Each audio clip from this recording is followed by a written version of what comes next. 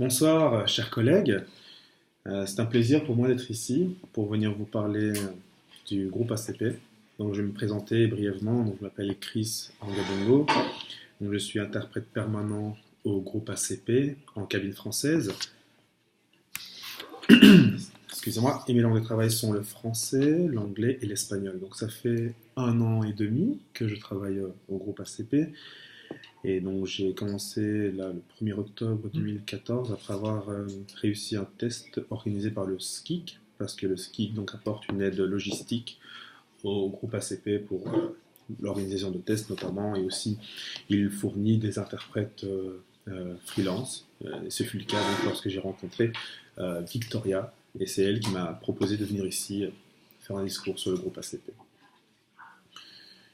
Alors, je ne sais pas si vous connaissez le groupe ACP, donc c'est une organisation internationale, donc le groupe des États d'Afrique, des Caraïbes et du Pacifique, donc organisation internationale qui a signé un accord siège avec le Royaume de Belgique, qui existe en vertu d'un accord, dit accord de Georgetown, pardon, qui est donc la capitale du Guyana, pas de la Guyane. Je le dis car souvent on confond. Donc c'est un accord entre l'Union européenne et 79 membres. Donc l'accord a été signé en 1975. Bon, je ne vais pas entrer trop dans les détails des différents accords, mais bon, je vais juste mentionner quelques noms de conventions qui ont été signées. Donc accord de Georgetown, convention de Lomé et accord de Cotonou. Accord qui expire en 2020. Alors quand on travaille au groupe ACP, c'est très important de revoir un petit peu sa géographie. Parce que on connaît tous bien la géographie de l'Europe, excuse-moi, de l'Europe, souvent on va des pays comme des régions comme pardon, les États-Unis, les Amériques par exemple, mais on connaît un peu moins l'Afrique et le Pacifique et les Caraïbes, parce que souvent on entend des pays comme le Vanuatu, que vous connaissez maintenant certainement à cause du cyclone Pam qui est passé au Vanuatu. Les Fidji, bon, étaient en destination de vacances, et puis le cyclone Winston récemment, mais il y a des pays comme Kiribati, le Swaziland, le Lesotho, Niue, Tuvalu, ou encore Saint-Christophe et Nevis, Sainte-Lucie, des pays qu'on n'entend pas forcément et qu'il est toujours bon de connaître, car ce sont des membres de l'organisation. Alors, au départ, le groupe a été créé en vue de coordonner la coopération avec ses membres, la coopération de ses membres avec l'Union européenne. L'objectif essentiel était de négocier donc, et de mettre en œuvre des accords de coopération avec la communauté européenne d'alors. Avec le temps, le groupe a élargi ses champs d'activité, et la coopération entre ses membres va désormais au-delà de la simple coopération au développement avec l'Union européenne, et couvre des domaines variés, tant sur le plan commercial, économique, politique et culturel, et ce dans des instances internationales diverses comme l'Organisation mondiale du commerce. Alors, jusqu'à présent, donc c'est l'accord de Cotonou qui régit les relations économiques, mais depuis quelques temps, les pays ACP ont signé avec l'Union européenne ce que l'on appelle les accords de partenariat économique. Alors ces accords de partenariat économique, que j'appellerai APE dans ce discours, doivent être des accords commerciaux particuliers ayant pour but principal, d'après l'accord de Cotonou qui les a prévus en fait, le développement des pays ACP et leur insertion progressive dans l'économie mondiale. Alors, ces accords doivent être compatibles aux règles de l'OMC. Et ils doivent répondre à un critère, celui de l'asymétrie, à savoir qu'ils doivent tenir compte de la différence de niveau de développement social et économique entre l'Union européenne et les pays ACP. Et parallèlement, l'Union européenne aide les pays et les entreprises ACP à appliquer les réformes structurelles et macroéconomiques nécessaires par le biais de renforcement de capacités pour leur permettre de mieux faire face aux rigueurs de la compétition et de la concurrence et de la mondialisation. Alors, il y a une phase transitoire de la coopération commerciale ACP-UE 2000-2007 et il fallait obtenir l'aval de l'OMC. elle l'a eu de haute lutte. En novembre 2001, la détermination des pays ACP, avec le soutien sans faille de l'Union européenne, à la quatrième conférence ministérielle de l'OMC, a permis de remporter une victoire décisive pour leur avenir. Et donc l'obtention de la dérogation aux règles de l'OMC du chapitre commercial de l'accord de Cotonou. Le groupe ACP est apparu en l'occurrence comme l'un des groupes émergents du monde en développement. Ferme mais réaliste, optant résolument pour l'économie libérale mais déterminé à protéger ses intérêts vitaux. Alors lorsque l'on parle d'APE, souvent on ouvre une boîte de Pandore parce que tout le monde ne les voit pas d'un très bon œil.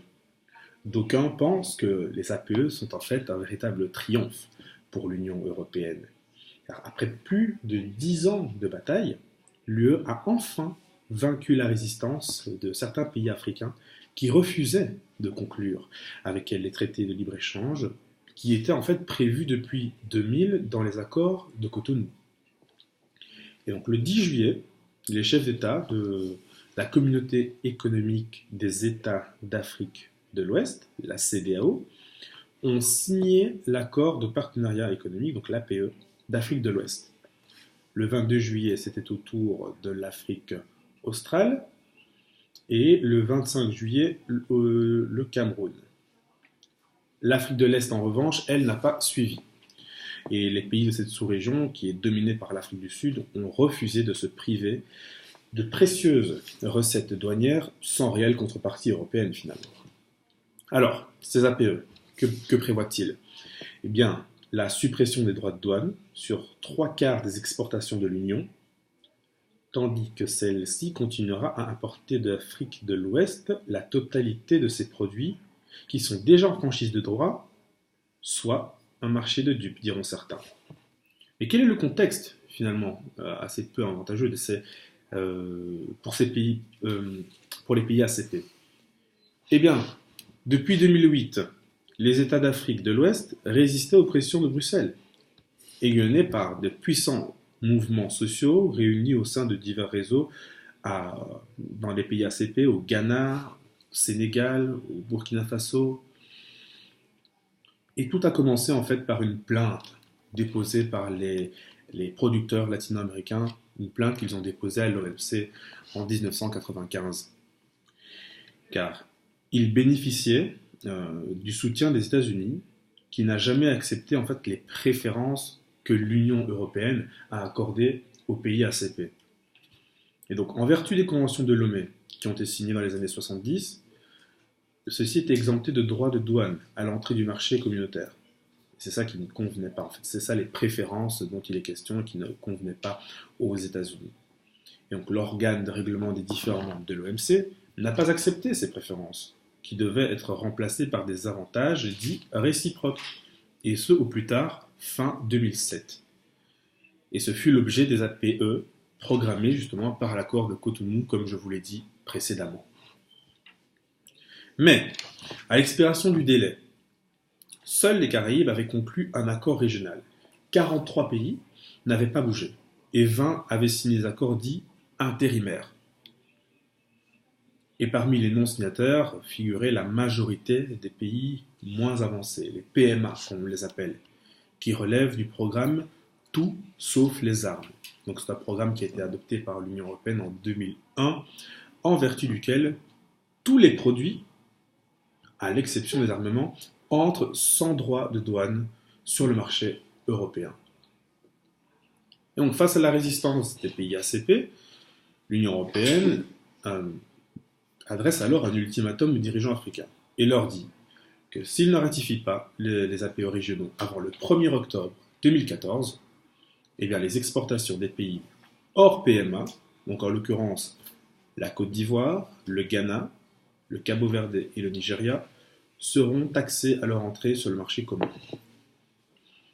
Alors vous remarquerez que je dis Cabo-Verde et pas Cap-Vert, parce que bon, le pays tient à ce que l'on ne traduise plus Cap-Vert. Et donc au sein de l'Union européenne, les APE ont été négociés par la DG Commerce et non par la DG DEFCO, donc la DG qui est en charge de la coopération et développement. Et normalement, c'est de la DG DEFCO que relevaient les conventions de Lomé. Et quelques États ont malgré tout tenté de limiter les dégâts.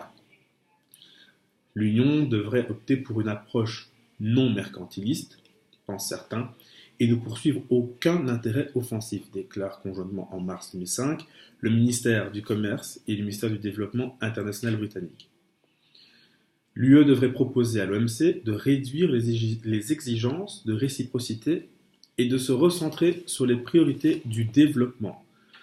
Car finalement, c'est l'objectif même de la coopération entre le groupe ACP et l'Union européenne.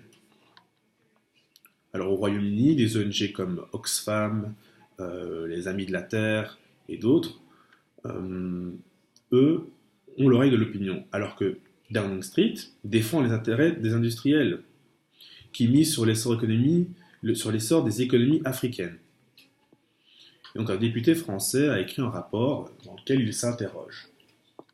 Il se demande: pouvons-nous vraiment prendre la responsabilité de conduire l'Afrique, qui abritera dans quelques années le plus grand nombre de personnes vivant avec moins de 1 dollar par jour, vers davantage de chaos, sous couvert de respect des règles de l'OMC? On est en train de se demander en effet. En 2013, la pression des ministres du Commerce et de la coopération du Danemark, des Pays-Bas, de la France, du Royaume-Uni et de l'Irlande n'a fait que légèrement fléchir Bruxelles. Et donc la Commission a abaissé de 80 à 75% le pourcentage des exportations de l'Union européenne qui entreront en franchise de droit sur le marché de l'Afrique de l'Ouest. Donc la sous-région africaine à avoir ratifié l'APE. Et donc en Afrique, en 2011, souvenez-vous, Alassane Ouattara est arrivé au pouvoir en Côte d'Ivoire. Et la Côte d'Ivoire, c'est un poids lourd économique quand même de la sous-région. Et grâce à l'arrivée au pouvoir de Ouattara, qui est un libéral, eh bien, cela a permis à l'Union européenne d'emporter l'adhésion de la CEDEAO. Donc, la CEDEAO, je rappelle, donc c'est une organisation régionale des pays d'Afrique de l'Ouest. Et donc c'est ça qui a permis donc, à l'Union européenne de pousser la région à ratifier l'APE. En fait, donc, M. Ouattara, lui, il est libéral, comme je vous le disais, et il ne s'en cache pas d'ailleurs, et il est donc naturellement en faveur de l'accord de libre-échange, car pour lui, l'intérêt sera de maintenir l'accès préférentiel au marché de l'Union pour le thon, la banane, le cacao, entre autres. Des produits de base, comme on les appelle, qui font l'objet de la plupart des réglementations commerciales entre les pays ACP et l'Union européenne. Alors, après une vive opposition aux APE, le Sénégal finit par céder. Le Nigeria se montre conciliant car il attend le soutien occidental dans la lutte contre Boko Haram. Pourtant, l'Afrique de l'Ouest a tout à perdre. Et le marché de la banane l'illustre parfaitement. En 2009, des compensations avaient été accordées à la Côte d'Ivoire et au Ghana. Ces compensations allaient leur permettre de continuer à exporter à droit nul, sans plafond. 5 ans plus tard, en 2014, rien n'est prévu dans l'APE. Or, les préférences accordées aux bananes ACP, africaines notamment, perdront tout intérêt si les négociations d'accords de libre-échange avec le marché commun du Sud Mercosur, l'Inde et bientôt les Philippines aboutissent. Le Brésil réclame un quota tarifaire à droit nul de 200 000 tonnes. L'Inde, premier producteur de bananes avec 30 millions de tonnes, commence à s'organiser pour exporter. Bref, la compétitivité des pays des Andes et d'Amérique centrale devrait beaucoup s'accroître par rapport à celle des pays ACP. En effet, presque tous les pays qui signent un accord de libre-échange bilatéral peuvent, ipso facto, exporter à droit nul vers l'Union européenne, sauf pour certains produits soumis à des quotas particuliers comme les produits laitiers, le sucre, la viande et les textiles. En outre, les pays d'Amérique latine dont les monnaies sont arrimées au dollar, devrait bénéficier de la politique américaine de monnaie faible par rapport à l'euro, auquel est lié le franc CFA. Et malgré les promesses, l'APE d'Afrique de l'Ouest ne devrait pas bénéficier des 6,5 milliards d'euros sur 5 ans inscrits dans son plan de financement. Aucun ajout n'est en effet prévu à la dotation du Fonds européen de développement. Donc le Fonds européen de développement, c'est ce qui a été mis en place pour financer les projets de coopération et de développement. Et donc ce fonds, parce que souvent les gens ne se rendent pas compte de ce que certains projets coûtent finalement aux contribuables européens, et ce Fonds européen de développement, qui représente plusieurs millions d'euros, représente 4 euros par habitant par an. Alors d'aucuns reprochent à Bruxelles de recycler des fonds déjà programmés ailleurs, car aucune mesure ne compensera des pertes de recettes douanières consécutives à l'ouverture de ces marchés africains, notamment celles perçues sur les 11 milliards d'euros d'importations que les PMA, donc les pays moins avancés, auraient pu continuer à taxer s'ils n'étaient pas intégrés dans l'APE régionale. Donc il y a un manque à gagner véritable pour les caisses africaines qui pourrait atteindre 2,3 milliards d'euros. Les pays des Andes et d'Amérique centrale, qui pour la plupart bénéficient en plus des accords de libre-échange, du système de préférence généralisée et ne payent que 117 euros sur les bananes en 2014 et n'en paieront que 75 en 2019. Ils exportent leur ananas, poissons, café, produits du cacao et huile de palme et de copra à droit nul en fait. Ce système ne tient absolument pas compte des différences des situations économiques. Alors on peut se demander pourquoi les pays africains ne tiennent pas tête à l'Union européenne dans les négociations, parce que chaque fois que la BPE est signée, il y a des négociations avant cette signature. Eh bien, il y a plusieurs arguments, plusieurs points de vue, plusieurs hypothèses, et cela tient en partie au fait que les Européens financent en grande partie l'intégration régionale, notamment à travers le budget de l'Union économique et monétaire ouest-africaine. L'Union européenne finance les réunions de l'Assemblée parlementaire paritaire Union européenne ACP. L'Union finance le Fonds européen de développement, comme je vous en ai parlé plus tôt. Le secrétariat ACP, dans lequel je travaille, a un budget.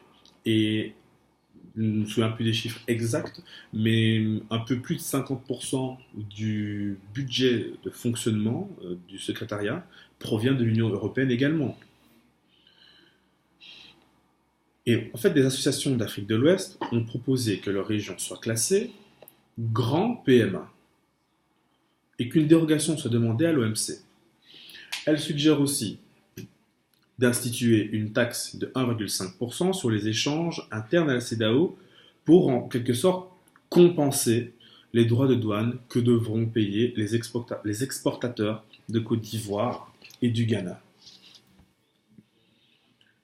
Alors la Commission a laissé entendre qu'elle pourrait repousser éventuellement la date limite pour la ratification au 1er octobre 2016 de l'APE, mais la bataille n'est pas terminée.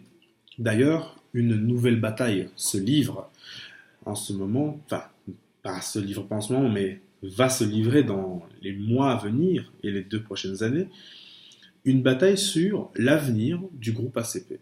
Car comme je vous l'ai dit au début du discours, le groupe ACP donc, existe en vertu de l'accord de Cotonou qui expirera en 2020. Mais alors, on se pose la question, que va-t-il se passer après 2020 ? Le groupe ACP va-t-il continuer d'exister ? Existera-t-il toujours mais sous une autre forme ? Certains disent que la coopération au développement ne peut pas s'arrêter du jour au lendemain, bien entendu, mais beaucoup reprochent au groupe ACP dans sa forme actuelle de ne pas être efficace, de ne pas bien gérer les fonds, Mais d'ailleurs, cette question de gestion de fonds et d'accès aux fonds est une question assez intéressante. En effet, souvent, l'Union européenne programme, je donne à titre d'exemple, 500 millions pour le secteur des ressources de la pêche. Voilà. Et donc il y a 500 millions d'euros, par exemple, qui sont prévus pour des projets, pour des microcrédits, pour développer des PME. Mais le problème, c'est que pour avoir accès à ces fonds, il y a un dédale administratif incroyable qu'il faut parcourir. Et donc remettons-nous dans un contexte ACP, où les petits exploitants, petits agriculteurs sont parfois analphabètes. Et ils doivent, eux, remplir des formulaires, faire des procédures très lourdes finalement, pour avoir accès à des fonds. Et donc c'est une situation dans laquelle on se rend compte que ces fonds, ils n'en verront jamais la couleur. Bref, c'était une petite digression, car je voulais surtout parler de l'avenir du groupe ACP. Le groupe ACP a son siège à Bruxelles. Tout à fait logique, étant donné que les institutions européennes sont elles-mêmes ici à Bruxelles. Mais certains parlent de ce qui, à mon sens, n'est pas une très bonne idée, de mettre le siège du groupe ACP dans un autre pays, dans un pays ACP par exemple.